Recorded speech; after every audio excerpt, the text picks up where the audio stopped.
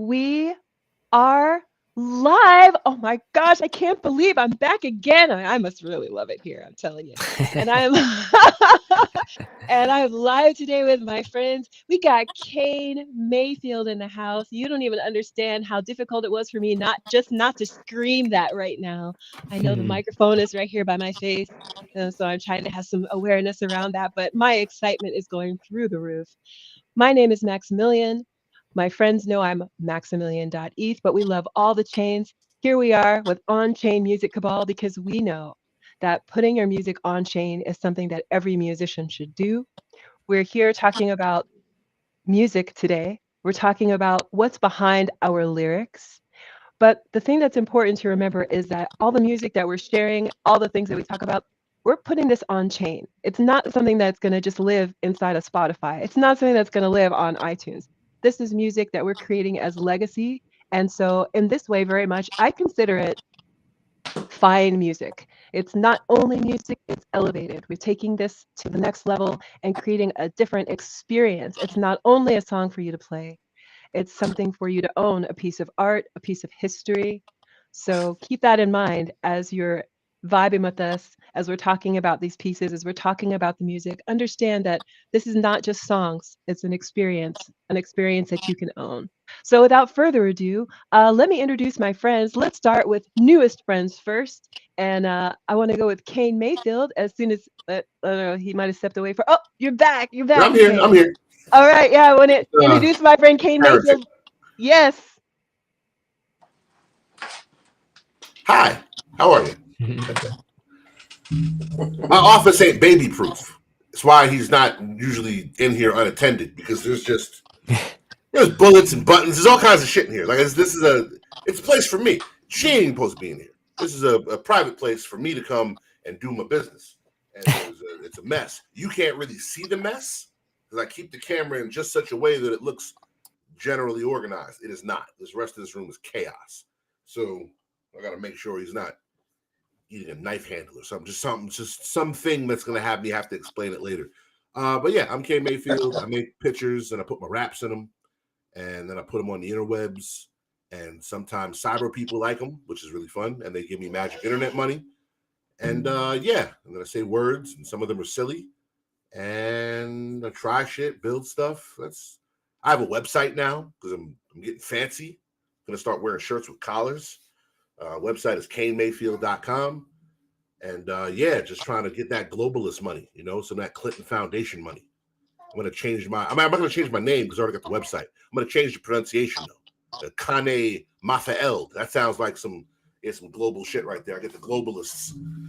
Yeah, Alex Jones is going to be so mad at me when I'm fucking swimming in that Clinton Foundation money. Balling out of control. Shmoney dancing nightly. Yeah, that's who I am. Shmoney. And Kane, I just want to, for friends who don't know, would you consider yourself like in the music world? Would you say like you're a rapper, or do you also say like rapper music producer? Like, do you also make tracks? Tell us a little bit about. No, I just do the raps and the pictures. I've tried making beats before, but they all sound like Jersey house music. No matter how good I start, it ends up that, and I don't want to make that. So, but even like I wouldn't. If anything, I'm a crypto musician. That's what I'm. That like I know people run away from that, and it's kind of like, oh, I'm a musician who's in crypto. Yeah, that's that. I'm not a rapper. I'm a trapper. Shit. I'm a crypto musician. I know what side of my bread got butter on it. I know when they didn't care. I know when they cared. It's big. There's one glaring difference. It's here. Here they care. There they kind of didn't. I've always been dope. Here it's profitable. So I'm a crypto artist. That's what I do. I don't make beats. I make pictures and raps, and then my friends and I try to build dope tech. But what are you doing? That's fine. You can do that. Ultimately, the labeling of it, I feel like somebody has to live here. Like we can't all just be tourists hustling in Times Square. Like someone has to be a resident. So I'll wear it. I'm a resident. I live here. I don't have any interest in Web 2 traditional music business. I'm not going back to that. I'm very much a failed struggle rapper. I have no interest in anything over there. I'm not putting music back on Spotify. I don't. It doesn't make sense to me. I don't think that I'm going to get a record deal off of this. I'm not trying to parlay crypto into some other shit over there. I've been over there. I know what's over there. The math don't math that way like that over there. So trying to use this to get there, to me, just is a dead end conduit. I'd rather just build this here and be the best of this here that I can be. And if that means small, that's good. I wasn't winning Grammys before. I expect to win none in the future. I know we can come to Kane for that straight dope. I mean, nobody stepped on it, not even one time. It's just straight out of the field there. Thank you so much, Kane. I'm so looking forward to getting into the lyrics, behind the lyrics. I'm looking forward to it. AttaBotty, would you like to introduce yourself to everyone? Yeah, sure. My name's AttaBotty. I'm an audiovisual artist, so I do animations and I do music. I did music first. That was my first thing that, I've been doing it since I got an FL Studio since I was 10. And I went around to all the other dolls and I went right back to FL Studios because, I had the most experience there and I could do anything that I wanted to do with all the other ones right there. So, I just kept on that. But around like a good 7 years ago now, around that, my wife really wanted to get into digital painting because she was really into physical painting and excuse me. And then right at that time, because I was experienced in music producing, I figured I'd help her and then I'd teach her some things. And then, she would get on her way. And now we're 7 years later and I'm into 3D graphics and, 2D, 3D animation.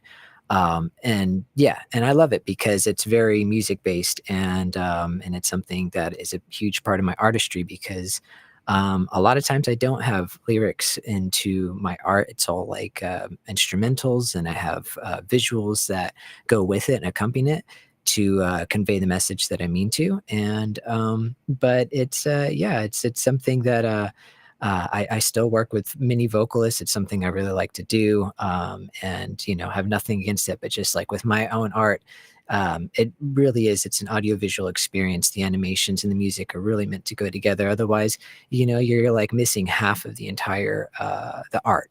And so, that's something I really try to lean into and.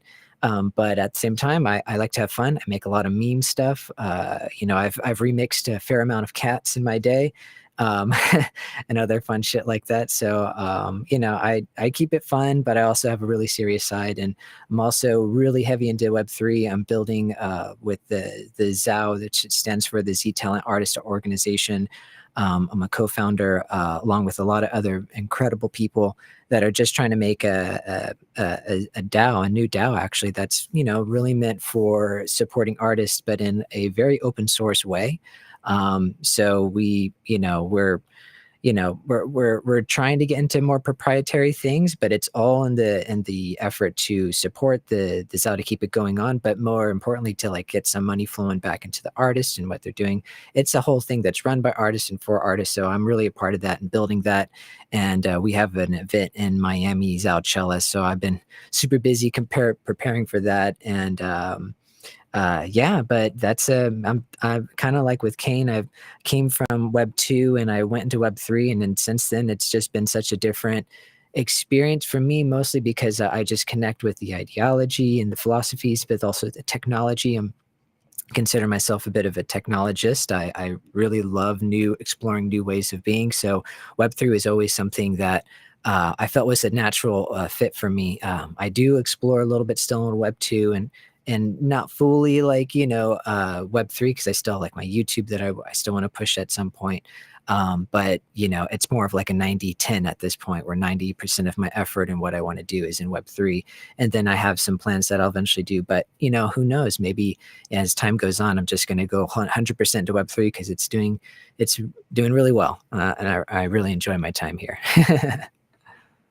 Me too. And I'm so glad to see you expanding and really making yourself available for people who want to learn from you, because you have so much experience and your ethos is top notch, my friend. And so we need more people like you in the space. So I just want to say thank you for doing what you do, because every musician, every producer, every songwriter doesn't teach. And for any person who is a professional musician who takes the time to teach or mentor anyone, you're literally seeding the next generation of talented musicians using this technology that we all believe in. So I want to thank you. Thank you. I appreciate that. You're welcome. Yeah, I'm super selfish. I'm a selfish person. I'm like, no, you want to go read the manual. Go. No. um, GodCloud, would you like to introduce yourself to everyone? Yo, it's GodCloud. Yo, you guys want to hear some of the funniest things? So my kid painted my toes, right? So my toes are pink right now.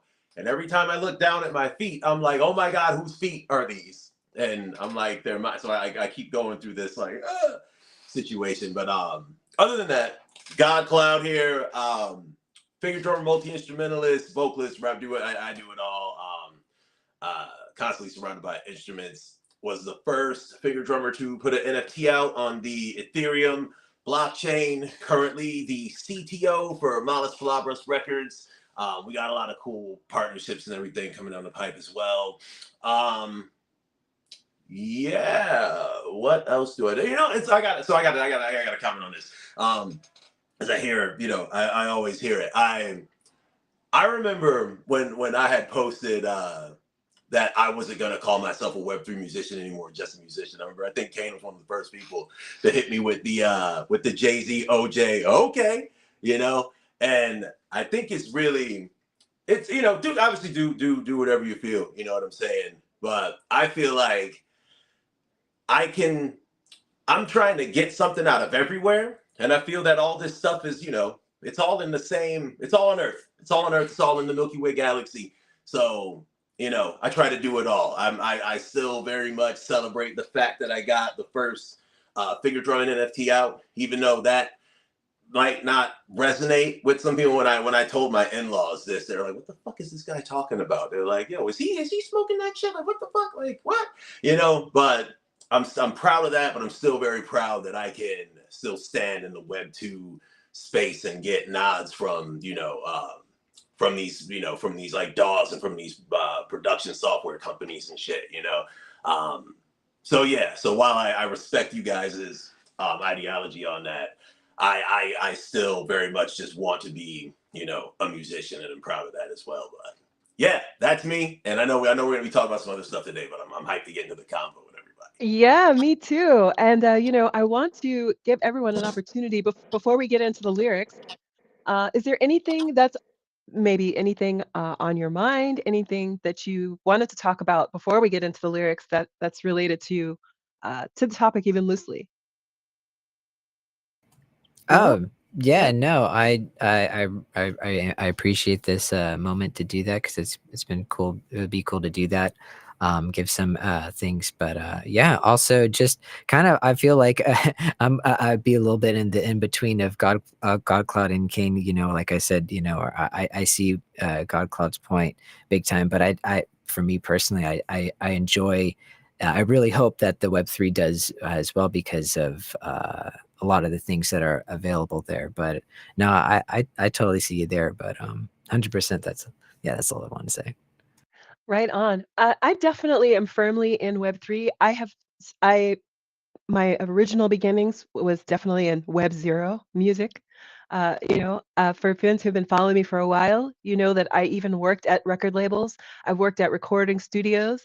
In addition to like recording myself as a musician, I have all these different experiences, and I have seen firsthand from all the angles how broken the traditional music industry is. And I knew at an early age that I wasn't going to win there because I saw when I was working at the label, the people who were winning, how miserable they were. And things look a certain way, but they're not that way. And I just, it's like when I write a song, I have a vision for it. And it's like I had so much knowledge that I couldn't even go forward and try to get a record deal because I already knew what was waiting for me on the other side of that disappointment, heartbreak, and a bunch of other stuff that wasn't going to work. So I literally have just been keep writing songs and just hodling them until I figured out the right way to do this. And I feel like I finally come into that right way. And even when I entered the space in 2021, music NFTs, we still really haven't had like our moment. There's been like a couple of events where one individual in particular might have a song or a thing that happens, but it definitely is not the same as the way that like visual art NFTs had a moment. For a moment, everyone was paying attention to them. I don't think that's happened with music yet, and maybe it never will. But one thing is for sure, we are getting closer and closer to finding ways to do that. Earlier today, I was talking with our friend Bid Savage, and we were talking about putting music on Bitcoin and the different uh, considerations for that. But it's all about making money as an artist, us monetizing our music. It's about owning our music and so much more. But that's all about getting it out there. Let's get into the content. The content. So I thought we would start with Kane. This is about what's behind the lyrics. So Kane, I don't know if you wanna play a little bit of your song, or if you wanna just like give us the raw, go into the lyrics and talk a little bit about the cipher. Totally up to you.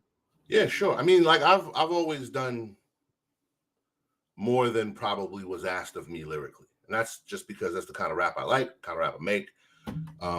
I did palindromes, so like then I started making my own. Like I had a whole joint on I put on Tezos where it was like palindrome rhymes, were like not just like race car, rotor. Palindromes are words that spell the same word if you spell them backwards.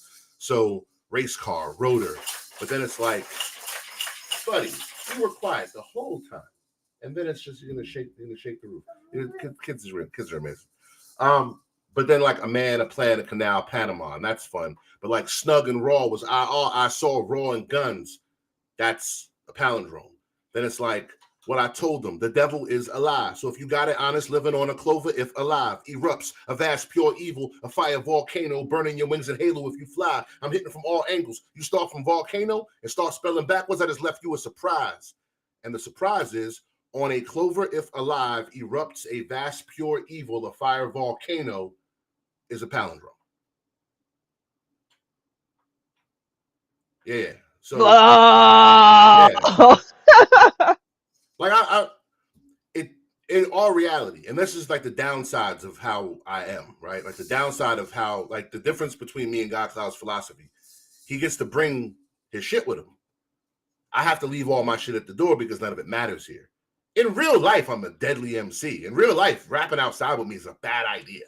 That's what I am. It's like I'm not a boxer, I'm a street fighter. That's what I do. And I rap for real. Like rappers be like, yo, Kane, because I'm not joking. Like I'm very much a part of that world. I'm very much in that. And the MC, it doesn't have as much relevance here. Wishing and hope, sure, but it doesn't have as much relevance here. So for the lyric thing that I chose,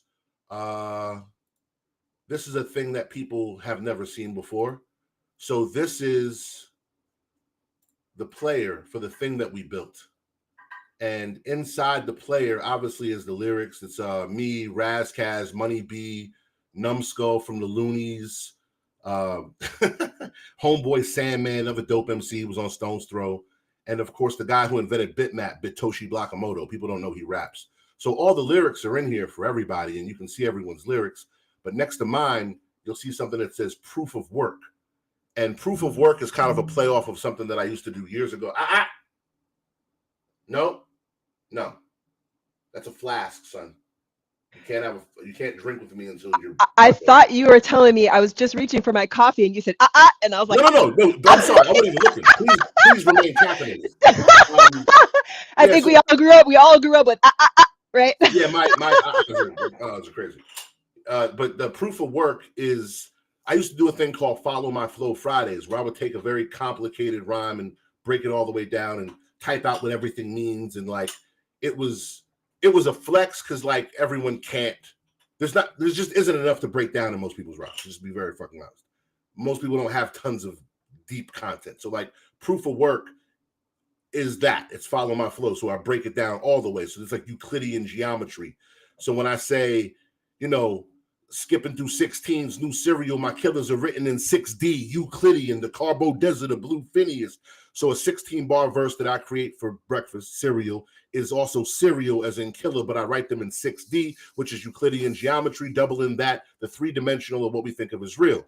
A Carbo Desert is a fancy Magnum Research Desert Eagle. It came out in 2000. I'm a very big gun person. It's gold with blue inlays, also identified by its triangle barrel, Euclidean. Phineas and Ferb is a cartoon from 07 with a main character, Phineas. His head is shaped like a triangle. Your heart pump custard, I bust them and shoot idiom, really confuse idiots. Colonel Custer, let his ego get him killed. Similarly, I bust those kind of people and shoot, which then I quickly define as an idiom, taking a moment to admit that people who don't read things like this are likely confused. I stand on rock, chop Dutchies, think they taking our place, and spit the rain in the face like Sioux Indian, standing on top of the drug bars, but also as a solid foundation, but also standing rock reservation, chop Dutchies as in Pilgrim, but also Dutch Master cigars. Rain in the Face was a Sioux Indian war chief who admitted to killing Custer on his deathbed on Standing Rock Reservation years later. So he said he was that close that the powder from his gun burned his face. So when I said I stand on rock, chop Dutchies, think they taking our place, and spit the rain in the face like Sioux Indians, that's what that meant. And that's, where was I? These axioms that built all cities like it's the actual Euclidean geometry, once again, which it's used in architecture, i.e. to build cities, contains both axioms and postulates, which are more or less rules accepted as true. The other reference is to All City, a dope rap group from the 90s, whose biggest song was called The Actual. And the fifth lift niggas, I don't play fair. The fifth, 45 ACP, lift people like getting shot because I don't play fair, like a fair fight. But really, it's the fifth postulate of Euclidean geometry was simplified by a 17th century Scottish mathematician, John Playfair, of Playfair's axiom, which is easier to understand than Euclid's version. So when I say the fifth lift them, it makes them think without the benefit of simplification because I don't do that Playfair shit. So like that's an example of what I think breaking down lyricism looks like. That's definitely deciphering the cipher. This is just so fucking killer. So I got to ask you a follow-up question, Kane Mayfield. Yeah. That long palindrome. Yeah. How did you uncover, like, was it your intention? But I mean, did the concept alight upon you first, or did you come up, or did the line set upon you and then you recognize that it's also a palindrome? No, I was on the last step of a 10-week thing called Follow My Flow, right? So okay, the first one, I was doing like quadruple entendres, like out the gate. So I'm running out of shit to do. I'm literally running out of things to do. So then I tried really hard beats like Rocco Kane flow and trying to ping pong in them little speed up, slow down. And it's really like a triathlon of hard stuff to do lyrically. And I was starting to get like, I don't know what to do next. So, I mean, I'm really doing is using literary devices. So let's just look at a list of literary devices and figure out what the fuck I ain't done yet. Palindromes. Anybody did that? And then it's kind of like, not really, but kind of, but not really. So why not just do palindromes? So I did a joint with palindromes, and the first verse of it, words spitting faster than a race car rotor, both spelled backwards. The prince of the palindrome, my coattail dragging, bitch, get on my level. I'm off your radar. My mental sent a message to you. It's like that, but it was simple. The second verse I made it more complex. Was like, onto the riggedy rap taxes, yawn, Madonna fan, no damn way. That's a palindrome. I threaten niggas like Rider Man. My shooters both coastal. Y'all booty holes show tunes, you got no flavor. I put you in the air, fucking UFO tofu. And that's the same spell backwards. How I do it so post-move. Them niggas so postal. They licking and sticking on the mail. I just stick it in myself. Yuck, schmuck. And it goes crazy towards the end, but I never did it before. So I was learning how to do it as I went. So towards the end, I was wilding. But at the end, I'm like, oh, well, that was fun. But I still wanted to do more of them. The problem was I thought people were going to react to it differently. I didn't think that a palindrome is something you can't hear, unless your father's a computer or you're some kind of metahuman. Hey, right. Buddy, come here. Come. So I was still on the palindrome kick before I figured that out. And I was writing this other joint. And I was like, yo, I should just put a real crazy long one in here. Yeah. So I couldn't find any that were long that made sense. So I had to make one. So that took me about 40 minutes of just sitting there thinking how to make a long palindrome, and eventually I did it, and it was mad fun. Incredible. That is so impressive. Absolutely impressive. Holy shit. Well, I'm glad I'm not going next. Who's going to share their lyrics next?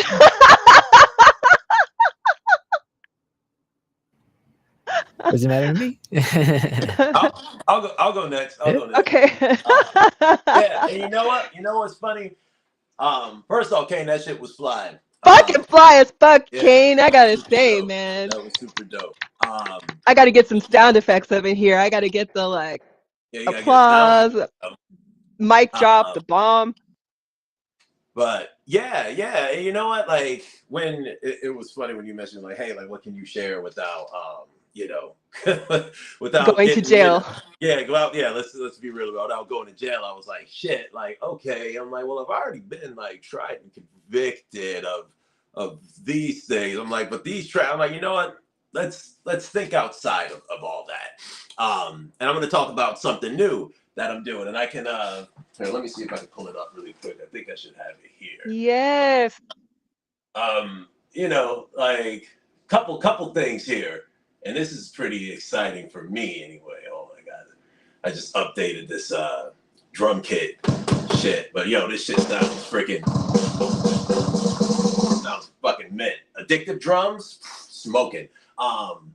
Where is this shit? Give me Addictive one. drums. Who makes that? Who makes that? XLN Audio. Hmm. Yeah, they just had an update, but the shit's super dope. So yeah, I think I was telling you about this, Maxximillian.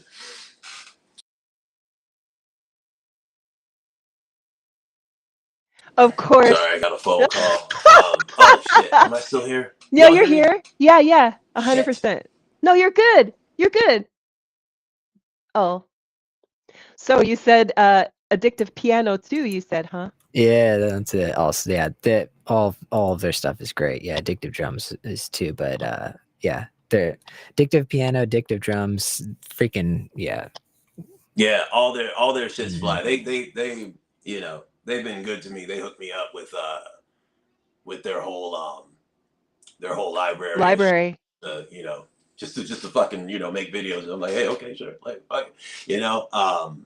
But where was I at? Oh, so yeah, so Journey, who works with Lego Trey Realm, they're part of VSN Vice Stream Network.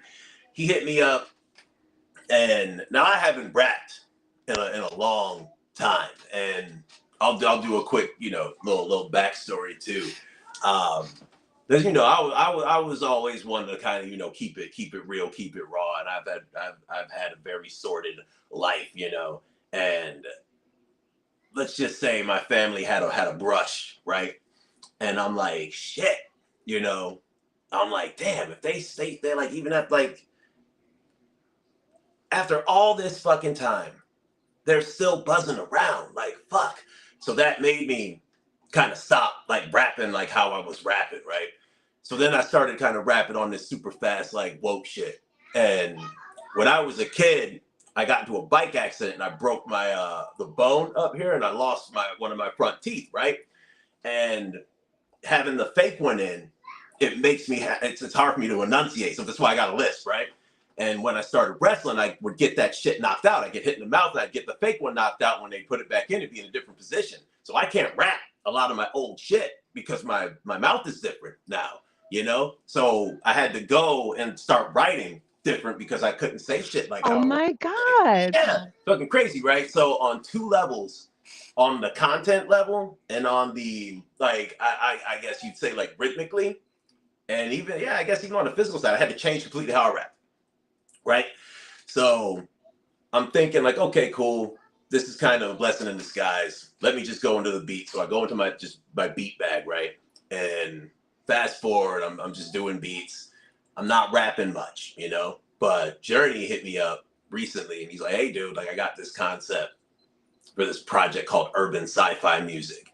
He's like, I got about 5 beats. Like, let me send you one. He sends me one. And instantly I'm like in love with this shit. And I'm like, fuck. I'm like, hold on. Pins back. And I'm like, all right, let's start, cooking.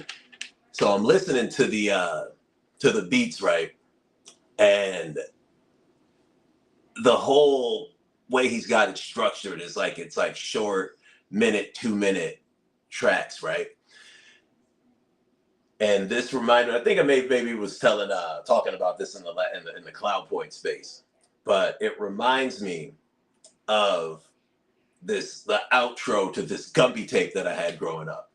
So right now we're kind of remaking the outro from that Gumby tape with all these different anime intros from like the late 70s, early 80s, but in kind of like a modern standpoint, right? So basically what you're getting is I made this character as kind of like a thugged out Han Solo GodCloud in space doing GodCloud space shit. So I'm constructing, well, he had the idea to construct these worlds, and I'm kind of putting, like the razzle dazzle on it by, there's like a galactic federation now. There's other space smugglers and shit who I have beef with. There's a lot of cool stuff going on. So I'm now tying in a way, kind of like say, people say like, oh no, in Grand Theft Auto, or oh no, in Minecraft, it's my past life, but in space. So yeah. So this track is called Cosmic Flow, and let me bring the phone closer so you guys can hear it. But yeah.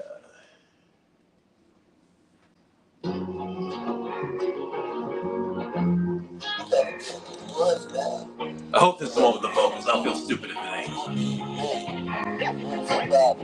Hold up, let me show you something suitable. Strap in, we about to go and see the sun in them. System tests, we running them. Word up to the mothership, galactic blunts, we puffing them. Out running and out gunning anybody on some other shit. Castle running, record speed, baby. I'll be the captain, fly till we're free, baby. So cold that I ain't burning up an entry. Atmospheric pressure, gravity, beat the enemy. Till my fuel cells depleted. And I'm repeating, do you read me? Hoping Houston trace the beacon. I'm in orbit, bumping speakers, rolling fat joints that look like E.T. fingers. Whipping moon rocks, the surface E.T. peekers. Shooting stars, gamma rays, trying to shoot the fade. Tell them Journey, put this in the cactus log just in case. On a hostile planet, like, take me to your leader. Red, I got my favorite red, that shit ain't set the sun either.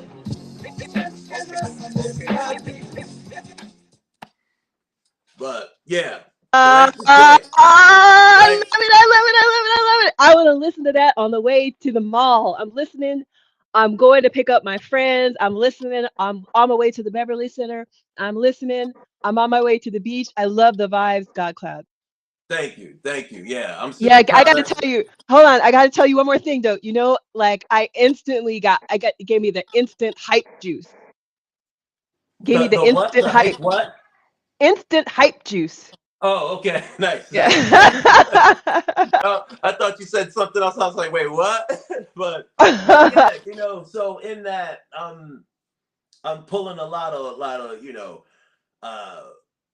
weird references just from even from those theme songs. Like in one of the intros for the show, Pirate Captain Harlock, right? The dude says, I'll be the captain, we'll fly till we're free, right? So of course, had to snatch that.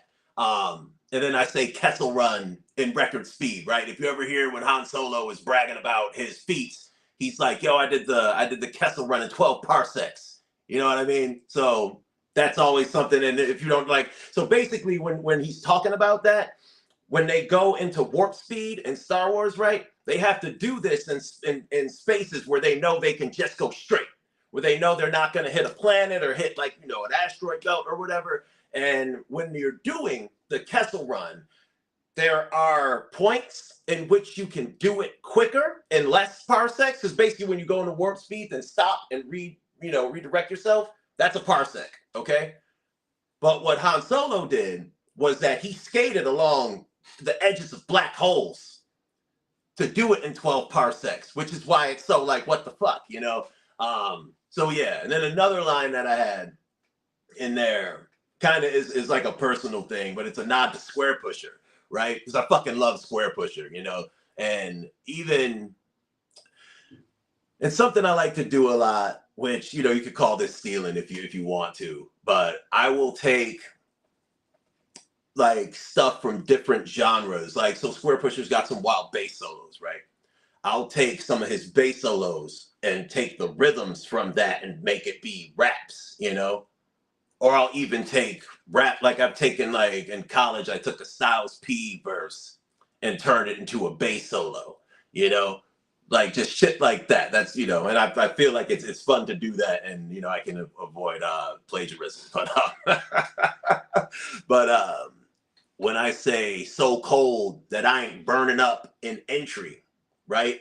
That's a Square Pusher nod, because he had this album called Burning Gentry, right? But it was spelled burning apostrophe N, burning N apostrophe N, then the word tree.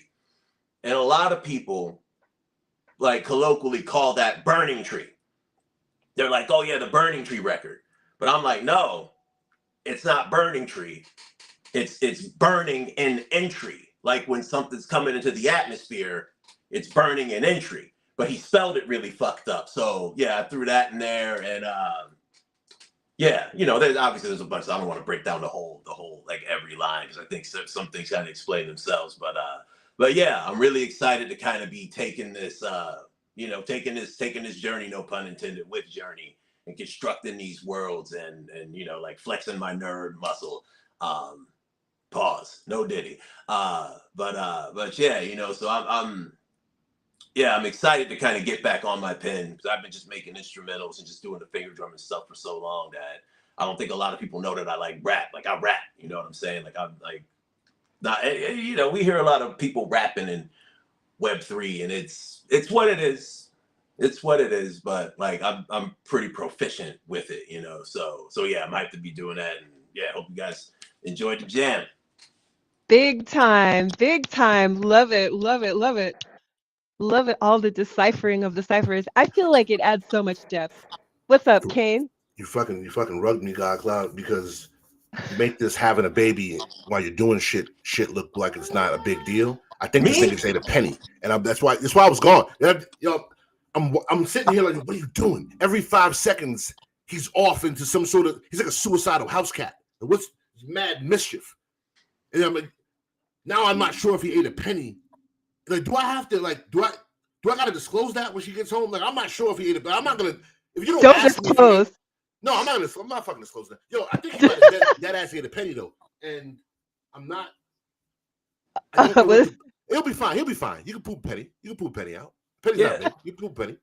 Yeah, if your wife changes them and finds the penny, just be like, oh shit, like lucky you. Like, it's not a real penny. It's actually like something penny size, but I'm just saying a penny because. Point is, I don't have to disclose that. That's not. Yeah, that's not, I would not. House, if somebody got murdered there, you gotta tell them. I would not disclose. I would not disclose. Drink your milk. Watch that. It's a feature. It's a feature, not a bug. Fuck if it ain't. That's gonna be an art. All right, cool. So yeah, you just be like, hey man, you're like, oh hey, what's going on? It's a fun time at the GodCloud house. This is like Die Hard over here. This nigga's crawling through the vents and shit. Merry Christmas, motherfucker. He's doing all that. Yeah, mad respect for real. Yeah. I wasn't on video when my kid was little. Like even now, like she comes up because I've taken her to wrestling, which was kind of a mistake. And now her favorite thing to do is just come up and just chop the shit out of me, like Ric Flair style. Like Maxximillian, y'all seen it? Like she just comes up and be like, "Bam!" I'm like, "Oh, yeah, yeah." I mean, don't blame me, dude. Amazing. AttaBotty, it's so funny, what do you see? You see the little ones, and AttaBotty, I know that you have a family as well, and I think I think AttaBotty has the most mature child out of all of us on this live stream. My children are unborn, so like I'm at the bottom. I'm at the bottom of this totem pole. But yeah, I mean, AttaBotty, when your son was young, how was it for you? Oh yeah, it was great. No, it was extremely distracting for me actually. I had to learn like how to deal with it because especially when I was younger, I would really like to hone in and go in the dark and everyone just shut out everybody and close all the doors and shit. And that's like how I zoned in. But you just can't do that when you get a kid, It's like he's just he would, constantly need attention as all kids do. And then on top of that, I had to learn how to like also like produce in front of my wife and other people because then I had different times in my life where I had limited space. And it was really tough for me, even still to this day, where it's like I can do things a lot differently. But having like a kid around, because like I go in dad mode, like hardcore. And so it's like kind of like hard for me to juggle the two. But because my son, when he was younger, he's a bit of a rascal. But he's toned down. It's cool. He's 13 now, and he's getting seventh grade down, and it's pretty awesome. He's like taller than his mom now, so cool shit like that. But yeah, no, big shout out to the both of you for like, handling that. It's it's really tough, really distracting. But you guys do great. And GodCloud, you're like an expert. Yeah. She'll just come up and you're just like, like you do like this like airbender spin, and then she's just like on her way, and then she comes back. That's great. Good shit. But yeah, awesome. And by the way, just wanted to shout out to the both of you too, like going over your lyrics, is awesome. I love hearing your vocals. I love freaking anytime I get a chance to hear Kane. It's fucking awesome. I love the breakdown too of everything you're doing. And then also like you like, I know you're just like, just going through it, but you're giving kind of like a live performance there too. It's like you just like it just comes out in the way you even just speak, and it's great. And then same thing. Oh, freaking GodCloud, I love what you did for the remix competition. I'm glad you're doing more because that shit's dope. And I really like your style too. Like it's like really recognizably you, and it's like it's fucking ill, dude. So loved hearing that, loved hearing both your guys' music as always, and just phenomenal. And I appreciate you guys like walking through your lyrics too. So there's a lot to go over, a lot. And I think that's like sometimes people don't realize in hip hop or rap, like, the sheets and the sheets that go into like these pieces. And so it's an artwork, and I appreciate you walking me through all of that. For mine, I'm going to, if I can share my screen, I'm going to be, let's do window. Perfect.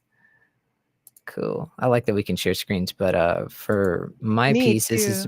this is Polar Reflections, is a piece that I did with my wife. It took about 8 months to create, but it was something that its inception was in 2015, and we didn't have the skill back then to make it. We just had the idea, and fast forward to I think 2023, yeah, is when we released it. We were able to do that. It took us 8 months between the 3D graphics and the 2D animation, and then also the music I put behind it with it's like a mix between cinematic orchestra and then EDM.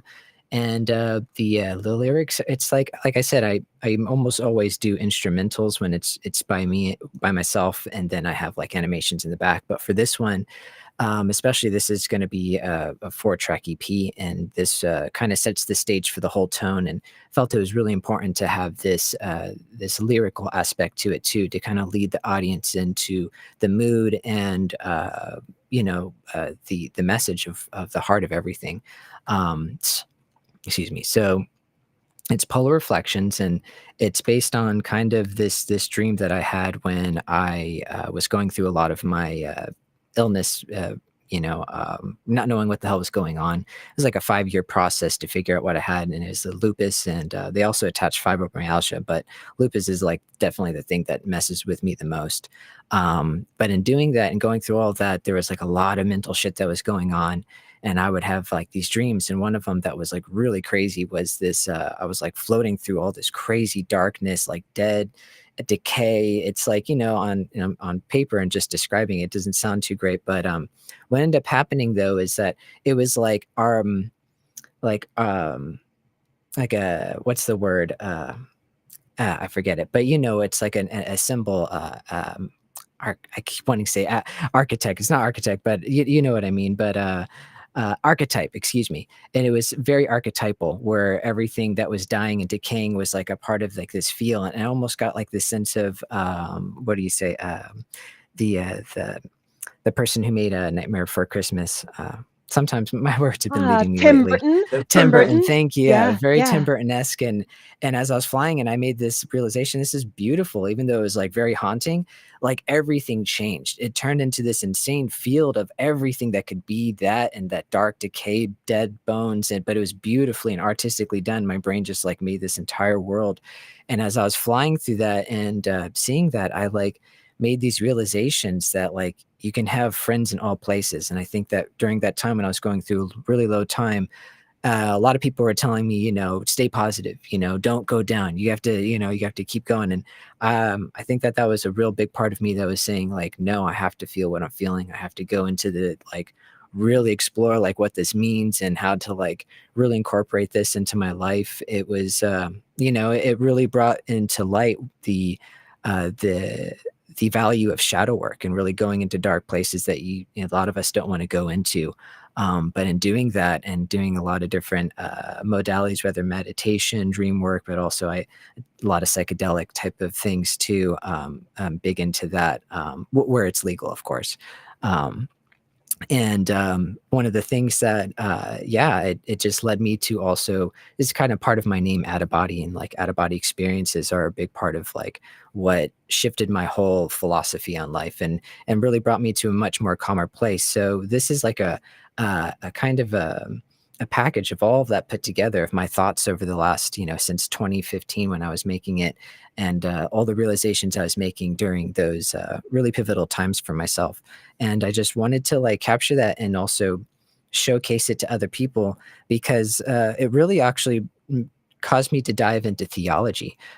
This creature that you see here in Polar Reflections is actually Kirti Mukha from Hindu theology. And he's usually at the gate of Shiva temples, because for those who don't recognize him or what his message is, they will never be allowed. They can enter his temple, but they'll never be allowed into the grace of Shiva.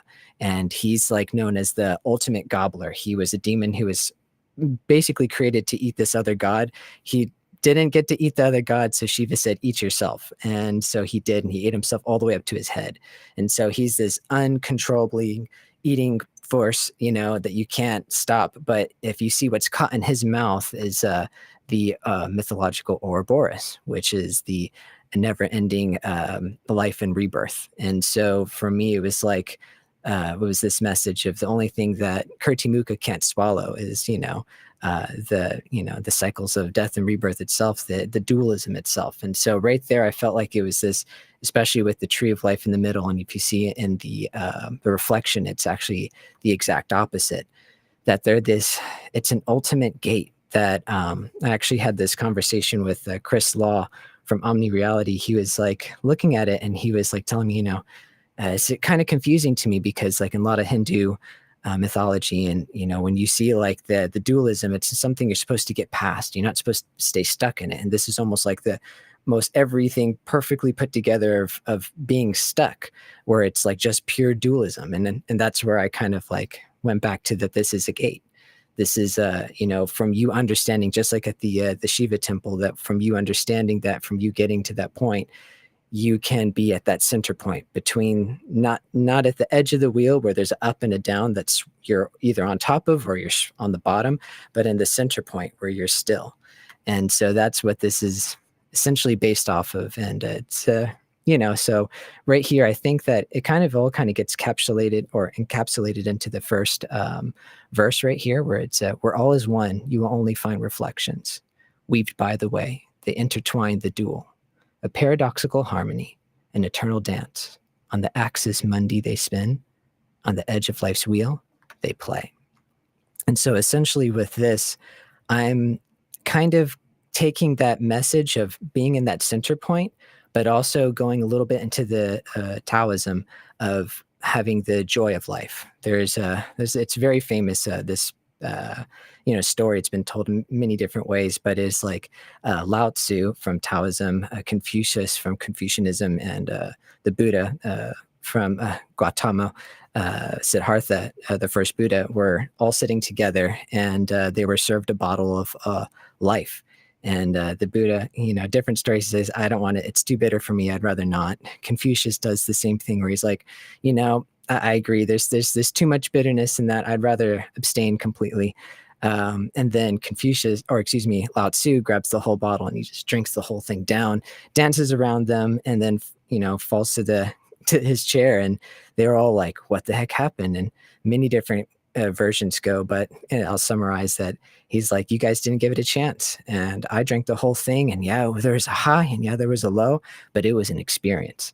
And so for that last, the point of this is to find that grounding, that center point, but not to be afraid to travel and to play on the edge of life's wheel as well, that it's all a playground. And realizing that is the center point, but from there is where you can, play around and have fun with life and experience it for what it is fully. And and so there's many things, because it's multifaceted. I would say, I can go along with the other things, especially this part right here. It's repeated multiple times, 3 times. It's this line: "Terrifying, they are beautiful; whimsical, they are sublime."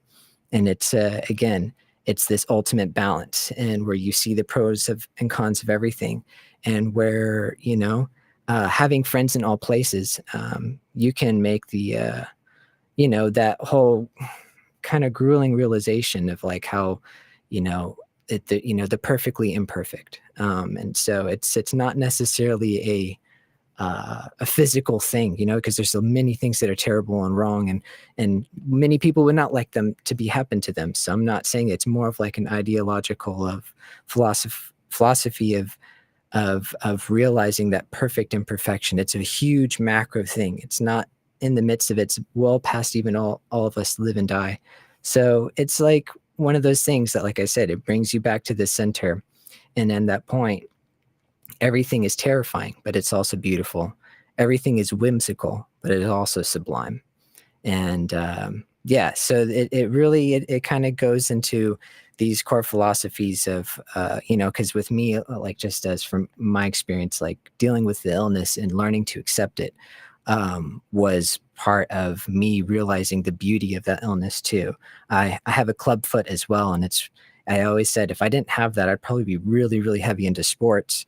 But that stopped me 100%, and I pursued music. And I'd say the same thing kind of happened with my illness as well. Like, while it stopped me from living my life in so many ways, it was also the catalyst that caused me to think a lot more, dive a lot more into my own thoughts and to the thoughts of many others, and come up with conclusions that make me a lot more conscious person, and make me want to, especially as an artist, contribute to the world that can kind of impart these things, whatever it means to you. That's why I also, a lot of the poem, some of it I wanted to go into, but a lot of it is like meant for a lot of your own interpretation, although it's something that I would like to dive into a bit more. But it's like I said, it took 8 months to create it, so there's a lot to go into it.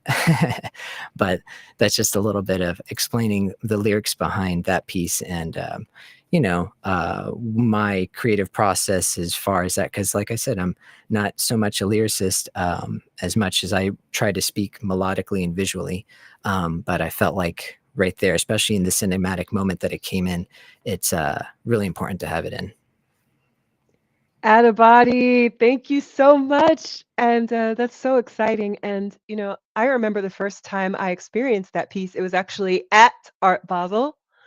We were tailgating at Art Basel. We were outside of who was it? Trippy Labs, right? And it was you, me, Mike Nash, Geek Myth, Paper Buddha was there. And I remember you played this, and I was standing there. I was holding your phone in my hand. And the first time I heard this: "Terrifying, they are beautiful; whimsical, they are sublime." And like the tears just started pouring down my face. I didn't even know why I was crying. I was like, yo, he did some wizard shit, because it was resonating even beyond my consciousness. And it just like it's like your piece, it just like the arms came out, it went through my eyeballs, it went through my ear holes, and it just went in my head, and it was like, and all these emotions just, and like epiphanies and understandings just came flooding out, and it was just really an experience. And I say all that because I wasn't in a place where I was trying to make myself vulnerable to the music. I was literally outside around a bunch of people at a tailgate. It was like so on and so forth, but none of that mattered. Your piece is totally, it's immersive in and of itself, and it is just so fascinating. And when I saw that, I was like, holy fuck, Thank holy you. I fuck. really appreciate that. Yeah, 100%. And like I said, it's an animation and everything. So like didn't get it, it's okay. Yeah, highly encourage anybody to hear it and see the animation to go with it, because that's the real thing. Yeah. And like, But and like, appreciate you so how much. I thank you so much for sharing. So like how I want to send people there too. I would love to be able to help people get there. How can they hear and experience that piece? Awesome. Yeah, it's actually on my website. It takes you to where it was. Um, Yeah, it could take you to the piece right now. There's the one of one is where you could see the animation. I also have a sneak peek on the website with a lot more detail about what went into it. But Okay. I believe Because I sent that one. I have this alluring continuity right now. Hmm. And is Hey. this, yeah, I have this one. Does this go to your website too, or is this to a different page? I believe that one goes straight to the Rareable page. Yeah. It does? Okay. All right. All Mhm. right. I will make another URL so that everyone can easily get there as well. Awesome. Thank you. Yeah, yeah, I'll do that. In the meantime, so thank you so much for sharing that. So for my share, it's fairly interesting. So I thought, well, first of all, let me start by saying this. Let me preface by saying I'm definitely a person who is very poetic in my writings, and I have all different kinds of songwriting that I do, and it all really depends on the circumstances. If it's a situation where I'm like writing in the studio, who knows what's going to come out, right? I do work well under pressure like that, but sometimes I like to sit down and architect out some lyrics. I like to Kane Mayfield some shit every now and then. You know what I'm saying? I would start saying that from now on, any like complex lyric writing, that's going to be you Kane Mayfielding that shit, right? Just like I say, I'm Kendrick Lamaring that shit. That means I'm gonna police it. So you better stay inside, you kinky up. Anyway, so what's interesting is I decided that I needed to shallow up, you know, and the reason for that is sometimes I want to feel shallow. Sometimes I want to just be more playful, and sometimes I need to just like chill or whatever. And it was something that came from like a need for myself. If you've been following me lately, you'll see that I've been talking a lot lately about clown burgers, and I've been saying stuff like let me shallow up. And it's just like my acknowledgement that in my in my adventure, as a founder, as an artist, it's very easy to sometimes be like, for lack of a better way of saying, to be too serious, right? To be a little too focused on the result, be a little too focused on the task at hand. And, that's something that I have to constantly kind of like, check myself and see like, where am I at? Because it's still art, even if it's serious. And sometimes, that level of playfulness, it needs a seat at the table, definitely. So with my music that I'm working on now, it's like a definite attempt to shallow up. It's like, I shouldn't say attempt, it's definitely an exercise in shallowing up. And I think a lot of it has to do with just where I'm at. I think it may be like, in the past, I had a lot that I wanted to say, um, that meant a lot to me. And I think I'm at a place now where, it's just it's really hard for me to take people seriously these days, and so that's why I say everyone's getting a clown burger. Okay, everybody's getting clown burgers. Right? I'm not here to fall in love with anyone. I'm just here to pass out these clown burgers. Right? I'm not here to build an empire. I'm just here to pass out these clown burgers. It's a way to help me shallow up because there's so much more going on than whatever it is that I'm trying to act at the moment, my action at the moment. And so I wanted to take this philosophy and like let it extend to all the areas of my life. So with these albums that I'm working on now, my whole intention is, can I do some storytelling? Uh, does it have to, can it just be a straight storytelling? One of my favorite rappers, um, I love the way he raps because he's telling a story. He's not using any ciphers. He's not saying something that means something else. He's literally telling a story about like how he woke up and he had the plan to do X, Y, and Z. And then like the whole song is a story. And I love those songs too, And so in my desire to also tell a story, my song, my story for myself. On those days where I want to shallow up, on those days where I want to just have fun, I wanted to write music for those days too. So I am definitely one of those people. Kane earlier, he was saying, sometimes people, their music just isn't that deep. I set out to make music that wasn't deep. So because I'm good with that. Yo, listen, I never, ever, ever think that people should make the same shit. What I make and what I enjoy is way the fuck off in a corner.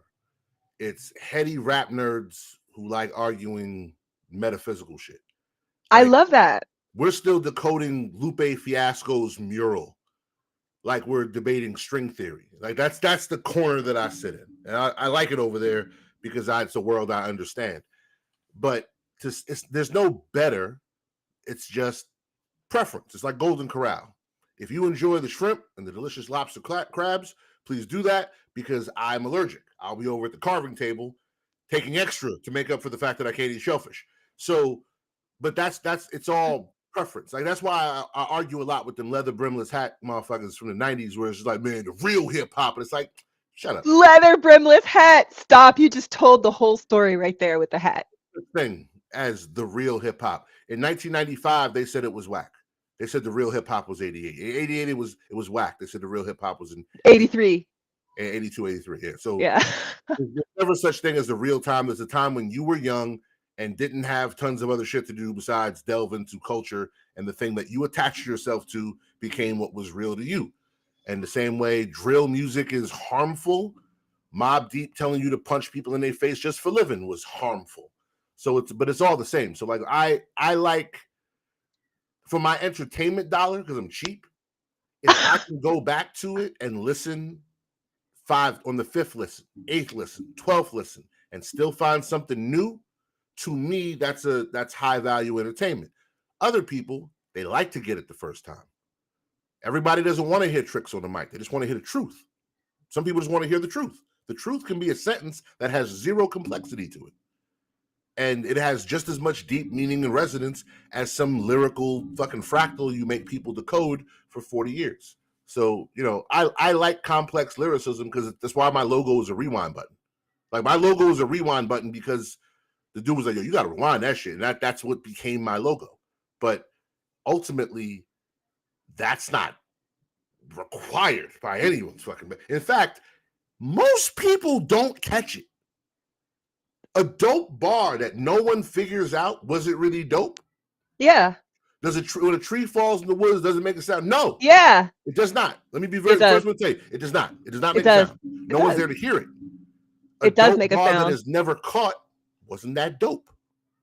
Treasure that was never found.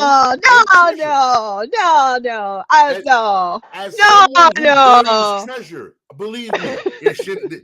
I'd be like, hey, didn't you ever open up underneath the sarcophagus? And they're like, no. Well, you should, because there might be stuff. Diamonds. It makes me, and so the easier way is just to say, like, that's how I didn't master. I've made a habit out of trying to perfect a style of rap that people think they know what I said. And then other people who dig deeper find all the other stuff. But I need both of them to walk away like, oh yeah, I got it. Because that's the thing that makes it hard for me. But I've been doing it for so long that I don't really, I can rap like very simplistic if I need to. it just isn't as fun to write. And then sometimes I lean into the fact that this is a job. It's not like always what I want to write. It's not always what my thing is. We're wrapping soon. Before we do that, at some point, can I show you the thing? Yeah, show us the thing. All right, so we built this thing, and it is it's this. So I wish people would stop telegramming me.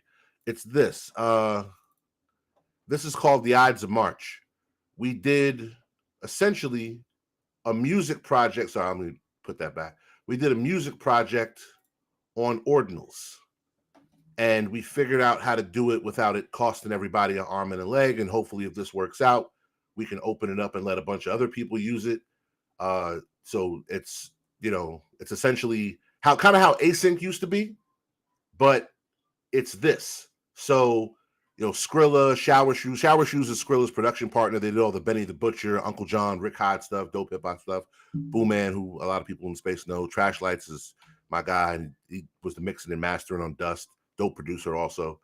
But it's interactive, built-in MIDI. So like what we did was we kind of leaned into the Ides of March theme, the ancient Rome and all that. And the way we made it, I think, good is it drops you here. So you have six MCs. Oh, let me try again can you share the screen again? Oh, sorry. That's all right. No, it was my bad. I tried to click on it and it didn't. Boop. How's that? Yeah, sounds good. You got 6 MCs, but you only get 3 of us at a time. So you can change which order, and there's a lot of combinations of how many of us. So you can get that, and then there's 12 different beats. Some roads you shouldn't go down. So when you Some roads you shouldn't go down. North, Some roads you and shouldn't the artwork changes every time you change it. Because maps used So like, to say for example, that verse I was breaking down before kind of goes like this. These are all the don't mean different the beats. dragons aren't there. Hey yo, I push to a climax, stuck with a crime act. Bubble when the dough come, trouble seem to find that. Double when I rhyme, rap, force like Maybe you failure. don't want Feel my verse to familiar go where your first. wine at since Peanut radio, ready for combat. Homeboy Sandman now. He goes first. They ought to call TV programming. Oh wait, they already do. Yeah, change it. Maybe Money D from Digital Underground. Free, should go probably hard to catch me. Not Stan Lee, Let's swipe him but down MCs to marvel at. Crispy. Boy, free, probably hard to catch me. Not Stan When Lee, you but change the MCs beat, the marvel at me. artwork changes. Suckers still front when they knowin' this that works money on be mobile guys. and desktop, Still waking up and it's sweating, loaded checking from your a token equality. on an Come order. on, dog, you run So- with a poodle group. Chicken shit. And the lyrics and all that stuff are in here, and there's cool stuff to unlock if you go around and find it. But why I think it's good, Boy, free, probably hard to catch me. Not Stan Lee, but I'll MCs use marvel. this one. Combat, so Reggie did the cosign. When you hit sampler, it drops whatever version you're currently listening to, and it's going to ask you, do you have a MIDI player? If you have a MIDI player, it will drop that version into your pads, into your keys, into whatever it is that you are using. If you don't have a MIDI player like me, I don't have a MIDI player, it turns your phone or your desktop into a MIDI player, and you can Radio.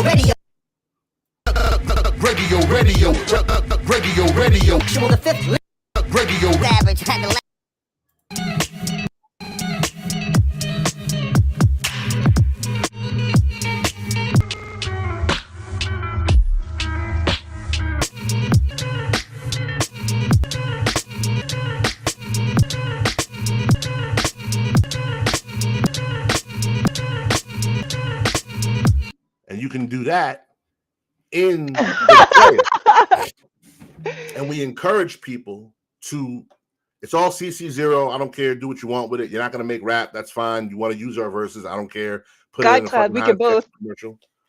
Yeah, well, if you have a MIDI player, again, most people don't, but if you have one, then you can drop it in and you can start chopping immediately. And I've got this too, like even it's gonna be fun. Yeah. So with the MIDI player, it does make it obviously a lot easier. Without a MIDI player, that's fine because you can still have fun with it. Go down. And that's just that Some version. roads you shouldn't go down. Here's this version with a Skrilla beat. Drop that in there. Oh, that's a Shower Shoes beat. My bad. And you wait for it. It loads. Sometimes it takes a second. Again, we're loading stuff that's a little big, a little complex. But this is all in the token. It works flawlessly on your phone. Works flawlessly on your desktop. And when we launch it in a couple weeks, we're going to encourage people, whip up a version of it, Some roads you shouldn't go. So, Some roads you shouldn't go down. Radio, ready for So like, what's the recording mechanism on this? Let's say somebody has like, they put some sounds together, they like the sequence. Like, can someone like create a sequence? Like, yeah. Is there a sequencer built in? Yeah, there's two ways to do that. The next version, the V2 version, you'll be able to record and mint and inscribe your whatever you're doing. However, for other people, which the easy solution, if you have a MIDI player, chances are you already have a way to do that. So you don't need us for that. If you don't have a MIDI player and you're just doing it on your phone, fucking around, screen record. Oh, screen record. Okay. Yeah, just screen record. Makes it simple. But the next version has it. He asked if we should put it in. Like my dev was like, "You want it?" I was like, "No, hell no." Sequencer. There's already too much. So let's just test this as a concept, and then on the next version, and we have a really good idea for the next one. But after this, if this works, we're gonna just open it up and let everyone use it and kind of do it like Super Rare a little bit, where we just help people launch projects, because ordinals is difficult because it's expensive. It isn't that ordinals is hard. Ordinals is 15, 20 grand for small stuff. You start trying to put music and video and shit, you're north of $200,000-$300,000, which means you got to go get a record deal to make an ordinal. That's a little backwards. Yeah, I don't know if you caught the conversation with Bit Savage and I this morning talking about recursive files on Bitcoin using like recursive. I'm going to make up a word. Recursivity. No. Yeah, it's doable, and people have done it. The issue you're going to find is that, like, and it's how I like to say, people who ride jet skis all day and live on the beach and have a great time, they typically don't make lots of art. Their life is great. Art usually comes from a darker place, and those people typically don't have tons of money. And even using recursive inscriptions, like if I was going to inscribe my album, like the Dust, the Bitcoin infused album on Bitcoin, which we were going to do, we looked, this is 70 grand. 70. And just okay, let me ask you a question. So, when you were looking at inscribing that album, were you taking like a song, for example, were you inscribing like all the files, like everything all at once, or were you recursion? Yeah. The files are big. Yeah, so that's what I'm curious about. Just curious, like how many layers were you having, for example, on a track? We went as wild as whatever the technology was capable of then, and we went to the bottom. It just didn't make financial sense. Okay, but what I'm trying to ask you is, right? So, for example, if so, I'm a music producer. Okay, I don't only sing, I songwrite, but I also produce music, right? So, like how I arrange the sounds on the track can affect like how many layers, how many tracks, and this kind of thing. So I was just curious, like these songs, because like, for example, sometimes I'll look at somebody's like visually, when you look visually at a song, you can see if the file's like so long, how many like tracks they have, right? So like with rap beats, I mean, you can have like an incredibly full sounding track, but it might only really be like four tracks. So I'm just curious, when you were looking at this album, was this like an album where you had stacks and stacks of tracks, or was it like were some of them more minimalist? No, it's 10 songs. I mean, we use I don't even have drums most of the time. However, I approach inscribing like a fat person approaches sports cars. Very carefully. That ain't gonna work. So very gingerly. Most people just try to figure out, how do I take this big thing and make it small? I say, how do I make this work for me without shrinking the quality of what I'm trying to do? I have 7 or 8 5 and 6 minute AI music videos essentially inside Ides of March. That ain't going on chain. There's no way for it to do that. So the workaround is real simple. It's not, I don't think this is the way. I just think this is a way for people who want to do a way. Easy, simple.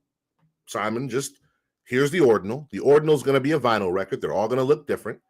When you hit a button in Magic Eden on the ordinal, it flips it over and you have a 9-pad MIDI player that you can just play around with right there for free. Just that you can boom, boom, boom. Everything's on chain. Have a lot of fun. When you own it and you take it to inscribed audio, it scans your wallet. It sees that you have it, and it drops you in the middle of a player that you can customize, curate your listening experience, and use a full out MIDI player for whatever version you're listening to. There's gold, and there's pizza. The ordinal is the gold. That's the thing you want to do the rarity and snipe and build that thing like that. The pizza is the thing that I think should be shared, and it's easy, and we don't have to shrink it down to make it fit into a Matchbox car. We can leave it as big as it's naturally supposed to be and just let people enjoy it. Right on. Right That's- on. Oh yeah. I really enjoyed that, and how you could switch up everything too, and the lyrics and the vocalists on the different tracks, and yeah, always appreciate your stuff too. I loved everyone I was hearing. Yeah, man, super cool. Nah, thanks, yo. Definitely. The async style is cool if you're really trying to do like PFP marketing. That's the way you're going. But if let's just say you got Money B, Razkaz, and Numbskull, and that's what you minted. You got that on Trash Lights beat, and then GodCloud mints one, but he gets me, Homeboy Sandman, and Bitoshi on a Skrilla beat, and you're like, oh, I didn't get a Kane one, I didn't get a Skrilla one. Damn, you got both. If you want to get any of those, you have to go mint another one, which, yeah, maybe that's good for me, but it kind of sucks if people aren't really buying multiple or 5 or 6 of them. It's easier to just treat it like pizza, give everyone access to everything, listen to everything available. There's also secret tracks that are in there that if you hold this key and press this key and then type this word, it'll change the screen, new artwork pops up, a whole different version of the song with all 6 of us on there. Like, we did some fun stuff, but ultimately the ordinal itself, we can do all the rarity and fun, but the player is what's meant to be expressive and big. And for people who want to do big visual art on ordinals, for people who want to do big music, they don't want to shrink the files or force it. And even at its most affordable, you're still talking launch your own smart contract in 2021 money versus most other places where you can create for next to free, which makes ordinals expensive. Again, it's the whole purpose is not changing ordinals, and it's also not changing artists who are used to not having to pay thousands of dollars to make something. It's just finding a happy medium and letting everyone choose. Right on. And definitely, that's a decision that every artist will have to make on a case-by-case basis. And the answer of whether or not it's smart or feasible to do that is really going to depend upon the artist and the artist's vision, and where we see the piece going, et cetera. Is this a piece that, who do you envision to be the owner of a piece like this? Yeah, absolutely. AttaBotty, tell us about Zouchella. Yeah, for sure. No, appreciate that. Yeah, Zouchella is something I'm putting together with the whole Zao team for Miami. Our first event was in New York for the Zowpalooza, and that was a super fun event. But we're upgrading quite a lot of things for this next one. Awesome. And then, sorry, I was just reading that. And so, yeah, so for this time around, we're definitely incorporating a lot more visuals. That was one of the things that we wanted to do more of this time. But this time we're actually going really, we're really hammering into it. For instance, we got 2 large, I think they're 4 foot by 6 foot screens on both sides. One's going to be for the music performers. The other one's going to be for our visual artists that we're going to be highlighting, which there is an open call out for too. So we're right now getting artists. We're putting together our gallery. And so we're very excited about that. But another thing that we're really leaning heavily into is AR. We're really trying to make it where AR experiences are going to be everywhere, to the point where, it's going to be hard, especially with logos and any type of official graphics. They're almost all of them are going to be animated. We have a whole animation team together, so we're putting that together. Really excited about that. And then same thing with the visuals behind the music performers. We're partnering up with other animators and other musicians, and we're making graphics for that type of stuff, for the graphics that'll go behind them. So it's going to be a very fun interactive experience. A lot of motion detection technologies too. a lot of it, and we're also going to have a lot of vendors there too. So that's another thing. It's going to be like we're transitioning from them being more music centric to being more of a festival where we're including everyone. We have musicians, we have vendors like PFP projects and other Web3 businesses. And then for the visual side, we have the visual art community, whether you're in animation or you do stills. We're really trying to bring it all together. It's the first day of December, Miami Basel, December 6th, and it's going to be from 4 to 11 at the UVA, which is right next to Electric Lady, if anybody knows about that. But all of that's like posted at the Zal Festivals. You can find that on my Twitter, and which takes you to all that information. And then, like I said, there's an open call going on right now for visual artists because we're doing a gallery. We're basically set up for our music performers, but we still have that out there as well. So yes, if you're a music performer as well, please feel free to fill that out, and we would love to look it over. Especially it's great to have a robust list of people who would be interested as well. Because some bad things always happen, right, in entertainment. So I love how you say that with a smile. Bad things always happen. Yeah, you got to, it's just a big joke a lot of times. It's just that fucking would happen, right? But yeah, so we're having a lot of fun with it. It's really meant to, like, we going to a lot of conferences, you see a lot of people talk about what could be done. We're really in the business of trying to show what we can do, and just doing it and having a place to have that and experience that. So whether it's like visual art, also music, and also just bringing everyone together. So it's going to be super fun. We've been planning it for months. Almost after NFT NYC, we kind of just been planning it this entire time. So now everything's really kicking up.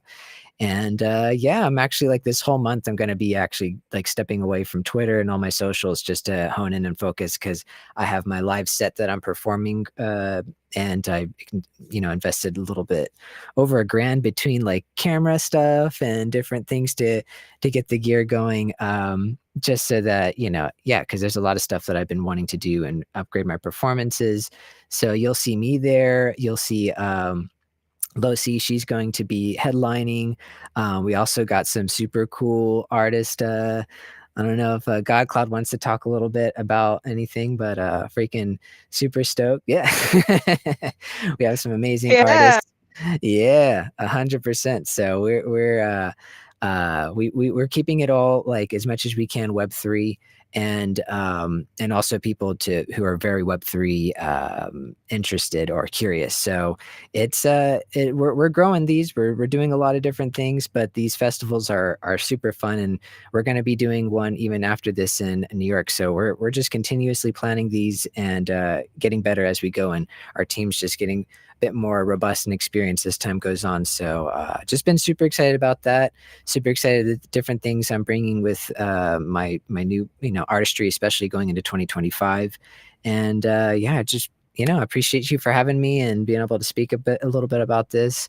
You can find out more at zao.com, and that's just the THE Zao, and that's spelled ZAO, and .com, obviously. But yeah, and then other than that, if that doesn't work for some weird reason, you can go to my page on X and you'll see everything there.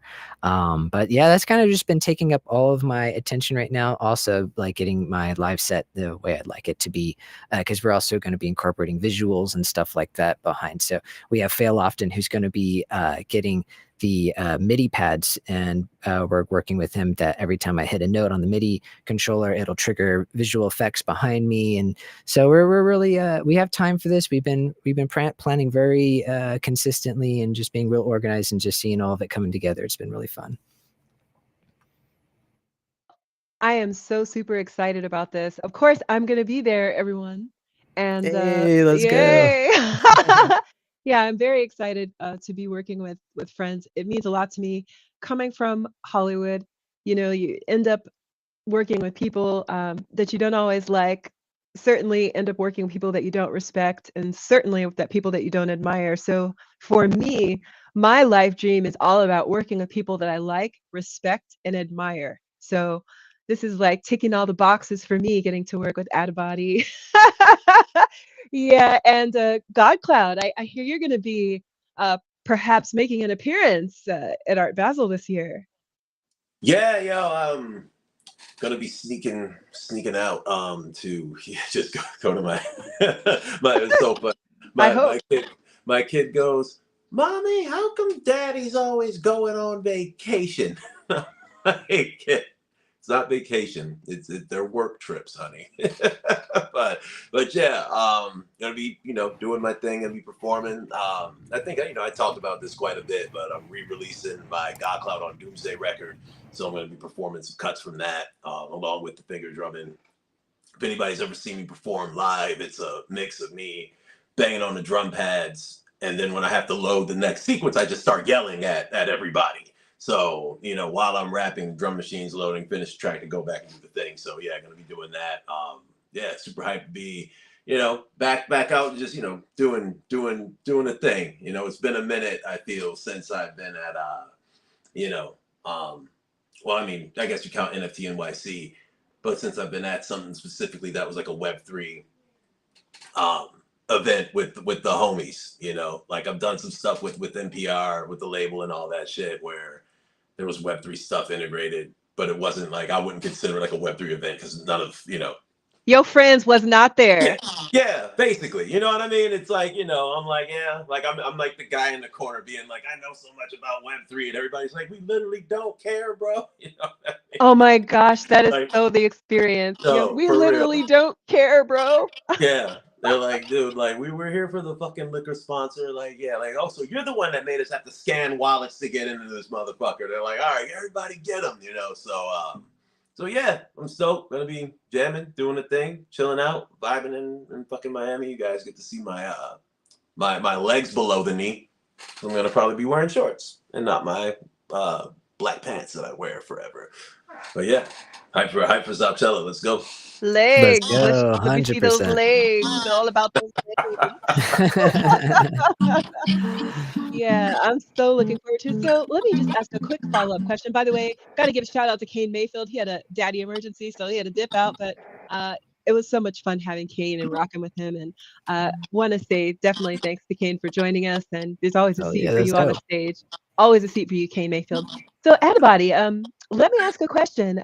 So like, we know GodCloud's going to be in the house, and you said that there's an open call. Musicians can still join. So like, what about somebody like me, right? If I'm a musician and I'm going, damn, I'd love to perform. Like, what kind of things do I need to have prepared so that I would be a good fit for your show? To be honest, the biggest thing that we're really looking for is like people who are well, one, they proficient, but then two, within arm's reach. And I'm sorry, wait, we have to backpedal because I think this is something very important. You said proficient. So what I'm hearing is what we're looking for is artists who have rehearsed their set. Is that what you mean when you say proficient? Okay. Yeah, I want to exactly. highlight that. There you go. Okay, So because there you writing go. a song and listening to it a bunch isn't the same as rehearsing your own set for the live show. Right. Yeah. Okay. 100%. You said it so smooth. Someone who's proficient. I'm like, okay. So he's looking for artists who have rehearsed and are ready to perform. Number one. Right. Okay, Exactly. go ahead. So that's right off the bat. But then secondly is someone who we can contact and they're going to be prompt with us, and it's totally understood. Like everybody is super busy, artists especially. So, but if you have if it's easy for us to contact you, for instance, like I said, if there is somebody who isn't able to make it, and we wouldn't do this like 2 days ahead of time, hey, can you make it? No, we would give people definitely the time to be able to come and make plans and whatnot, and then for the openings that are left over, that one is proficient, and then two, to be able to work with us pretty quickly and get us the information that we need, because we're going to be making a lot of graphics, What and so information, pray tell? so for instance, like your EPK, the things like that's an electronic press kit, everybody. There That's you an go. electronic press kit. Right. So that would be a great. And then also any music videos, your logo, being quick and prompt to be able to get us all that information so our animator team can do all the cool stuff we're planning on doing with that. That's like the most important, but yeah, proficiency and then, being able to work with us and being like easy to communicate with.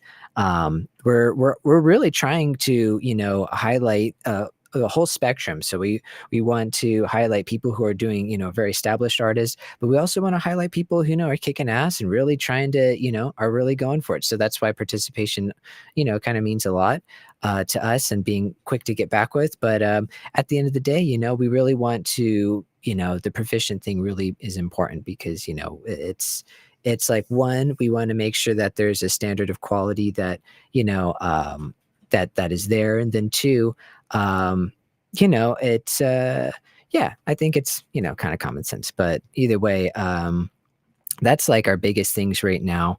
And then obviously if you have all those things set up, that's really great. So you get your EPK. If you don't have one, that's really important. And then also socials and all that stuff. But But really, what about the we actual, I'm sorry to jump in Mhm. again, but like what about for the actual performance? Like does the, so for myself, for example, right? Mhm. Do I need to have like a backing track ready? Like what are the like Oh things, yeah. or do I have to show up with my band? Like Oh, what kind 100%. of artists do you have the tech to support so that Uh, artists who are watching can understand like, oh, I could do right. this, or, yeah. Yeah. Well, we have a pretty decent setup. The only issue is like we're getting our crew a bit more robust. Like bands right now, it'd be a little bit harder for us to accommodate. But outside of that, especially visual or excuse me, performers that have quite a bit in their set, we can handle quite a lot actually. And essentially like the more complex your set, you just let us know. You give us your tech writer, and then we'll do what we can to make sure it happens. Obviously, if there's things that we can't rent or you have to bring yourself. But at the end of the day, yeah, it should be we most of the time like it when you send us your set just so that we have that on hand, have everything on hand. But if you at the event, because we have the ability to do this, have everything on your computer with your whole system and setup, we can plug you right into our mixer, and it'll we'll have room for you to be able to basically do what you want, except for, like I said, large bands or something that or a full size band would be a little bit difficult at this time. But we're working to that. We're working to be able to get to that point and to be able to accommodate something like that, have larger stages and whatnot. But right now we're looking, maybe 3 performers at max. But then we can do pretty complicated. That's one thing, is our tech team is getting more robust by the day. So we can handle quite a lot of cool things that you may be able to do. So definitely, yeah, reach out, and I'd love to see what people have going on. So Yeah, yeah. for shizzle. And just one more follow-up, if I may. So Mhm. like what's the ideal? So like what's the ideal set list for a performer? Like 2 songs, 3 songs? What's the set time limit? So right, we have 2 different types of sets. One's going to be like a 10-minute set, and the other one's a 15-minute set.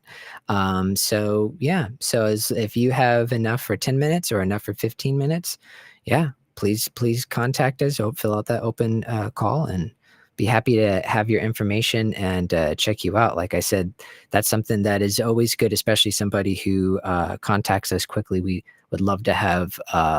Because like these things, right? We plan them months in ahead, but there could be a family emergency, so many things that could happen. So even after things are established, we want to be able to have people on hand and be able to contact. But there are right now still a couple of like slots left. Well, I'm so excited about it. I'm excited to see you. I'm excited to see Hey, GodCloud. Yeah, and it's definitely gonna be a vibe. I want to take a moment now to put your QR code up for alluring hey, continuity. While we appreciate that. do that, yeah, just definitely want to make sure that you get your piece out there. And yeah, so is there anything else you wanted to share? Oh yeah, just learn continuity is something I'm trying to push out. It's one of those things that I still like it's one of my favorite pieces I've ever done with my wife. It's her original concept that she's like been wanting to do forever. Like it's again one of those things we didn't have the talent for it until like years of working with Blender. But then we were able to do it. This one took 7 months to make with the music and animation.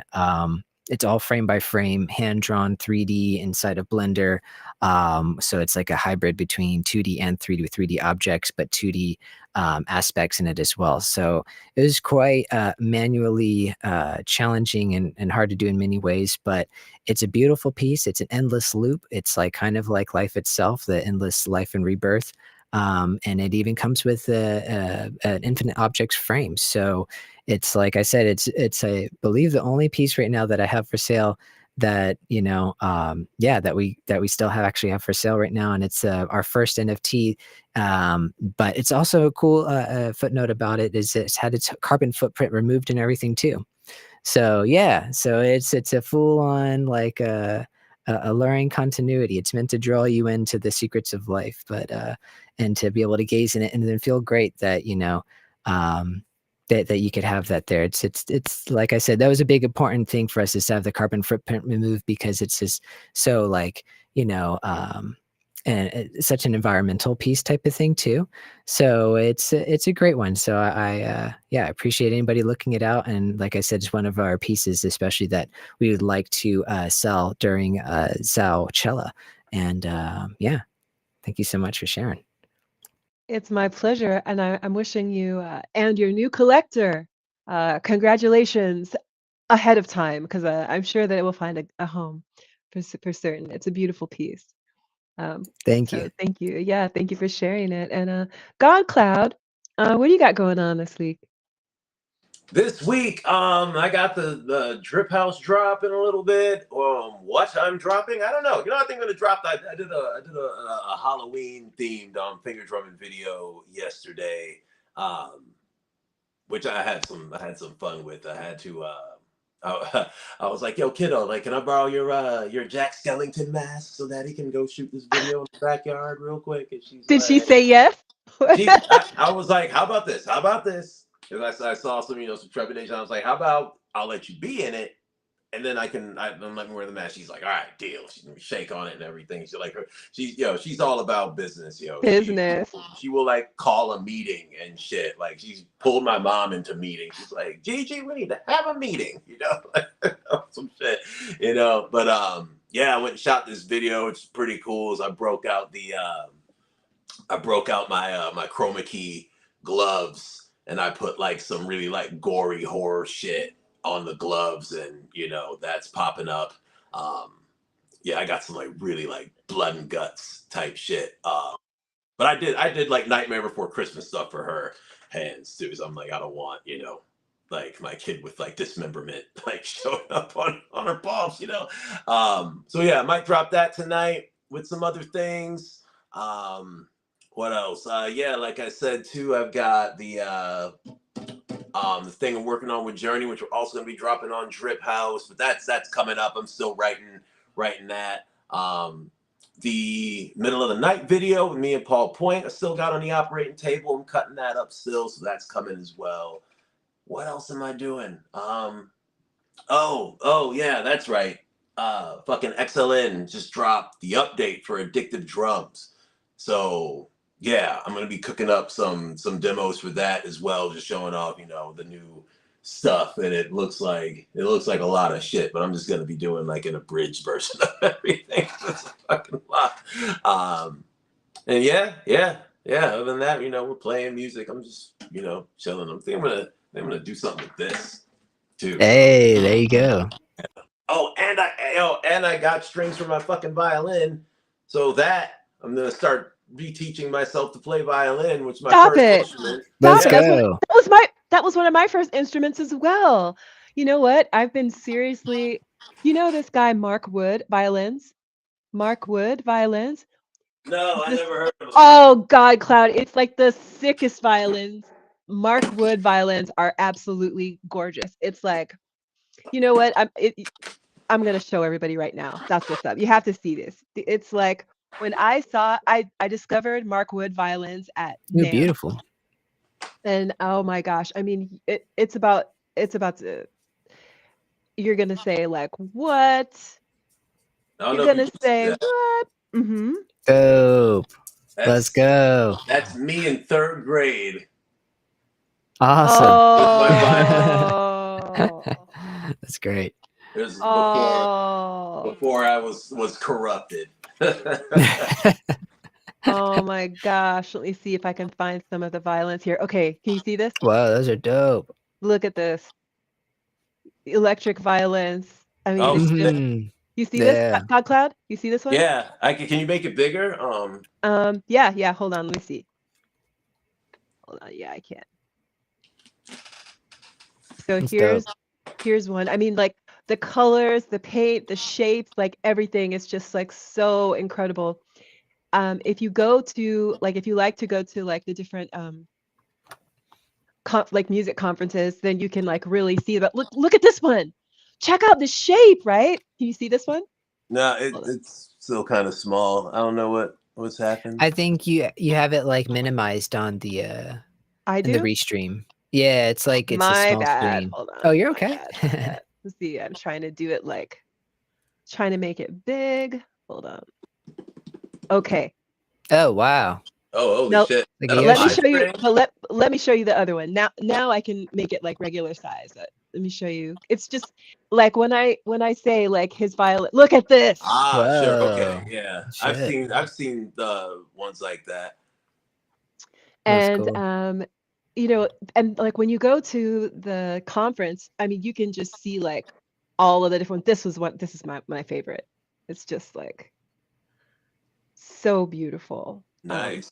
Yeah. So like ever since I was like a little girl, and the first time I saw an electric violin, I think it was like at a concert or something, and I just couldn't get it out of my mind, you know? Mm. So did you say that you have your violin and you just got new strings?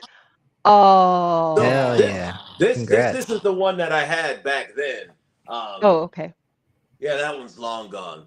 It was funny because I was like, I don't know why, but I'm like, I hate music. I'm just gonna play bass and drum machines. I don't know why that was like the move that I made, but Maybe you well, had a teacher you didn't like. yeah, I don't know what it I was. had some bad teachers. I had some teachers that made me dislike music too for a while. It's probably why I don't play the piano, because I had a concert pianist as a teacher and he was like so abusive that Oh Ah, oh yeah. You know, yeah, if I didn't play something bullshit. correctly, I was very, very young. I was just a little girl. Like my feet weren't even touching the ground. But if I held my fingers in the wrong position or I played the wrong note, he would slap my hands hard with something. It was It's bad. bullshit. Yeah, yeah, totally. It's But like the whenever something quickest way that to was make people hate it. right. It's Yeah, absolutely. amazing that you still like have a liking to it even afterwards. But That's just I went electric, but that's what I'm saying. That's why I brought this up, is because Mhm. GodCloud just said, like, I don't know why I got into this zone where I hated music and then I went electric. Maybe it's because a teacher maybe turned you Mm. off a little bit. It could have been something like sometimes there's like things that happen and like we don't even aware of the impact that it really has, especially if you have Right. like a rebellious nature. It could be something as small as a comment that somebody made, and you make a decision in your mind, like, no, fuck that, you know? Yeah. Yeah, I don't know what it was. I don't know if it was because I didn't like reading music or what, but I just Oh, or maybe I think it could have just still been guilty. I wanted to do it like on my own accord too. Because even when my dad got me this bass here when I quit playing, Uh-huh. that's when I got this because Oh wow. I went on my own. I quit playing and I bought this.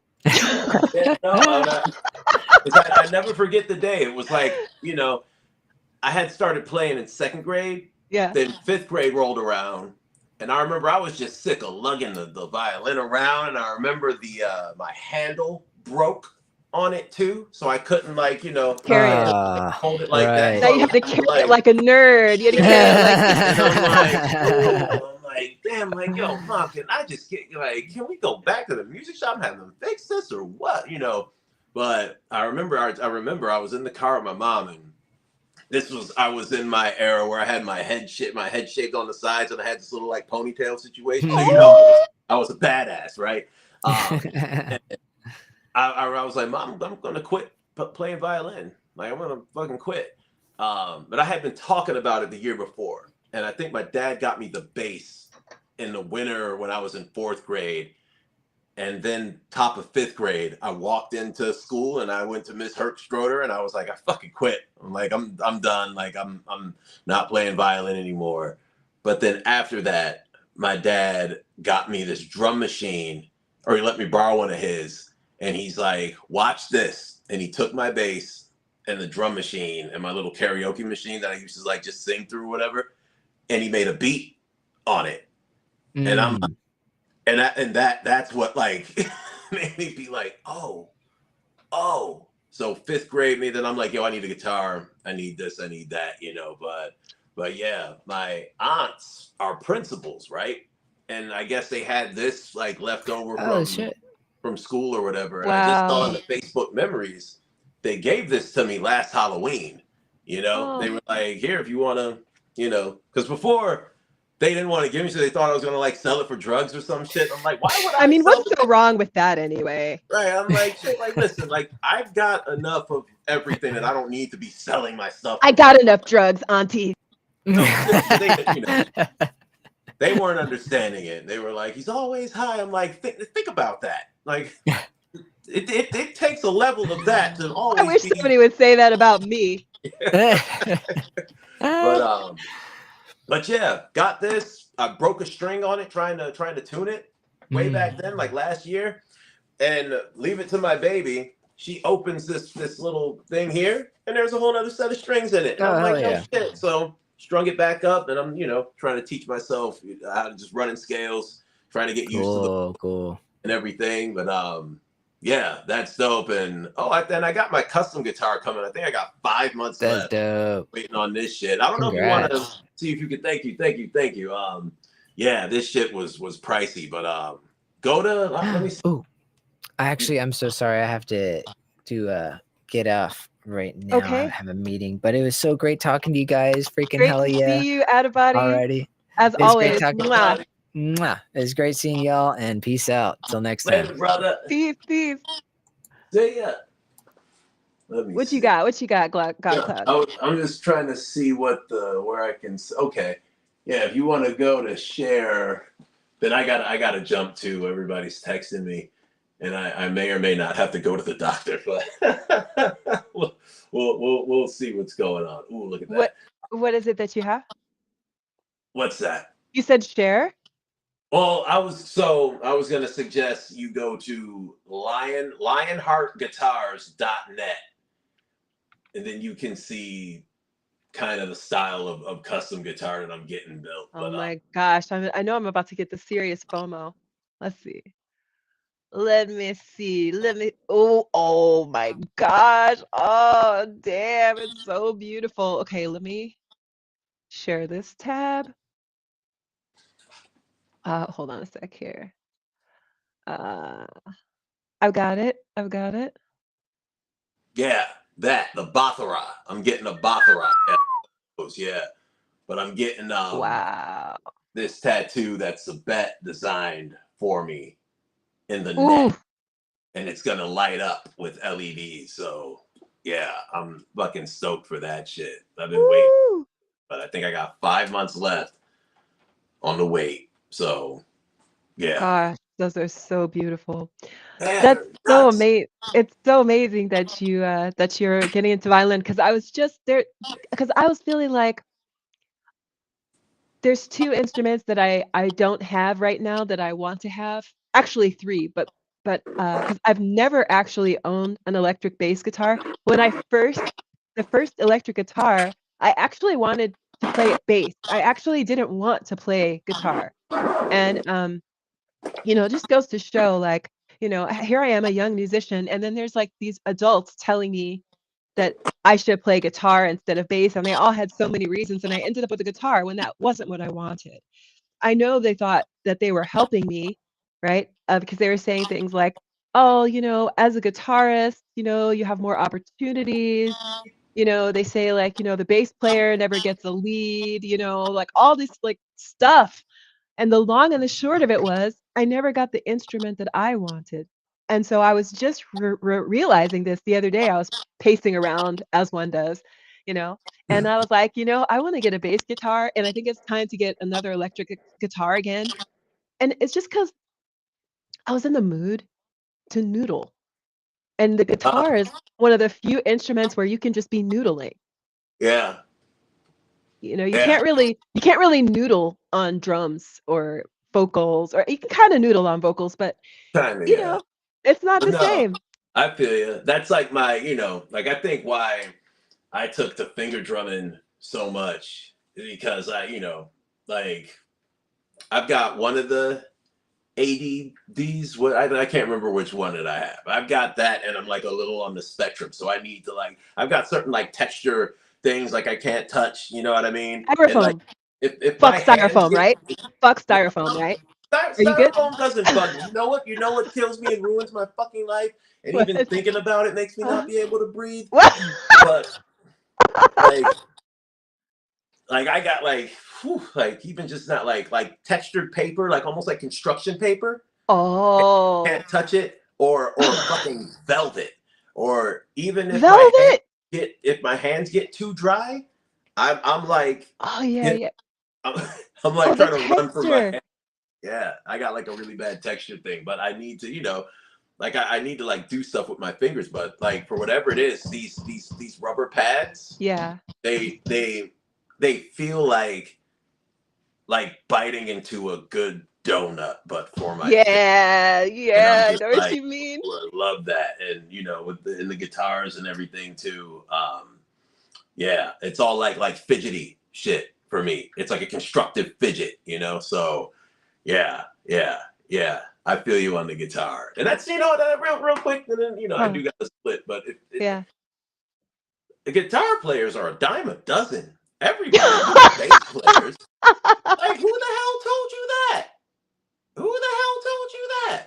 uh, Professional musicians at the time got in my parents' ear, I guess, because I ended up with the guitar instead of the bass I wanted. And that I remember that, it was like, oh, you guitarist, you're gonna be the lead guitarist, it was all about that. And it's like, but what inspired me was the bass. But they were Yeah, like, how you just said guitarists are a dime a dozen. They said, oh, bass players are a dime a dozen. I mean, you don't. Then they said stuff like this, like name the name of a famous bass player. Of course, I couldn't. And they're like, see, you know. So it's like, oh man. yeah.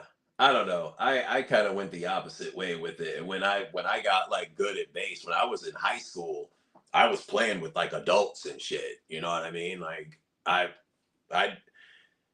I was already playing at the clubs and the bars. I shouldn't have been in there, as a kid, but like I was able to do that just from being that bass player. You know what I mean? That's what everybody call, and some people even still call me this shit. They'll say my first name, the bass player. That's what everybody called me before I became GodCloud. So a lot of people still know me as that, and that goes back from high school and shit. That was because I was like, I want to get fucking good at bass. Like fucking Dave Morris, Matt Doy, they're all playing fucking guitar. These are kids I went to school with. Like they're playing fucking guitar. Like everybody's playing fucking guitar, but nobody can slap. Nobody can slap like me in high school. Um, so yeah, I don't know. If anybody else is listening, the world needs more bass players and more tight drummers. You can find I could throw a fucking rock right now and hit a guitar player. I bet you. And there's nobody even out on the street, but I bet you one will just fucking walk by, just ping. I know, right? Just show up in your house just to get hit, Yeah. by the thing you threw, right? Yeah. Yeah, it's interesting. So I'm inspired. I'm glad to see you got your violin. I'm right behind you. I don't know if it's going to be a Mark Wood violin. That would be nice. Yeah. But I definitely got to get a violin back in my life because the violin I had was a rental. I Mhm. there is a violin in my family, but I outgrew it. For people who don't play, violins have sizes, and when you get to a certain age, you have to go to the next size up. So when I outgrew the violin, I had to rent. So I actually don't own a violin anymore, but I want to. And also, I have like all this wall space, And I'm like, oh, I want to see instruments hanging on all the walls. But it's just so funny. It's like the last thing I just want to share. I think it's so funny is I was looking around at all the wall space. I'm like, I need guitars covering the walls, right? And I was thinking about my friend who's a guitarist. The first thing he said when he came over to my house, he's like, you just leave your guitars out like that? You're ruining your strings.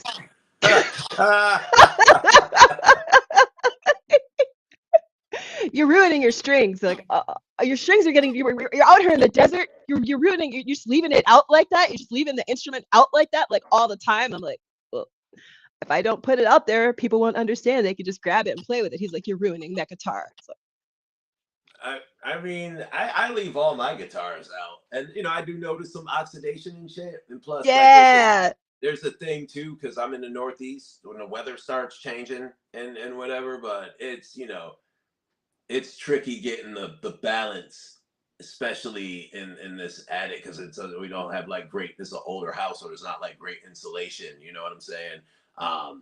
And we got this attic redone, and it's a little warmer in here. But back in the day, it would be whatever it was outside, it was that in here times 10. Like it was. If you go on Spotify and listen to my old records, I made those either in the fucking freezing or in the deadliest of heats, like no shirt, sweating, dripping, sorting out my laptop, some dripping sweat in the mouth. oh my god, it was so bad. But yeah, I got an air conditioner and a heater up here to try to keep the balance, because I got to keep it, at the right temp for the drum machines and everything else and all that. The right temperature, cold. That's the right temperature, cold. Yeah. But if it gets too cold, like I've had shit warp on me before, and I've had to get rid of guitars and shit too, because the that's kind of far out of whack, Yeah, that weather is rough, but it's like as a musician, and I the way I look at your space, I think you're the same. Like as a musician, like the type of musician I am, I need to see the shit out. I wanna grab it and play it. I need to see it out there. It's like Subway, all the tomatoes and the lettuces and the onions and all the stuff is right there, so you can make your sandwich like boom, boom, boom, boom, boom. Right. Yeah. No, you're right. Like if I can't get to, and when I start really breaking stuff down, everything gets all over the fucking place. Yeah, like I don't want to be unraveling a cord. Like I need everything plugged in. I need to be able to sit down and push the button and start singing. I got a guitar plugged in just right now. Just there it is. Yeah, that's what's up. Yeah, but no, I feel you though. But word on go. Good show today. I gotta go pay the baby's tuition. Sounds like fun. I'm almost done. I'm coming out right now. Right on. It's always good to see you, GodCloud. It's always a pleasure, and thank you for hanging out with us today. Absolutely. Much love, y'all. Peace, peoples. Peace. Later. And that is our show today.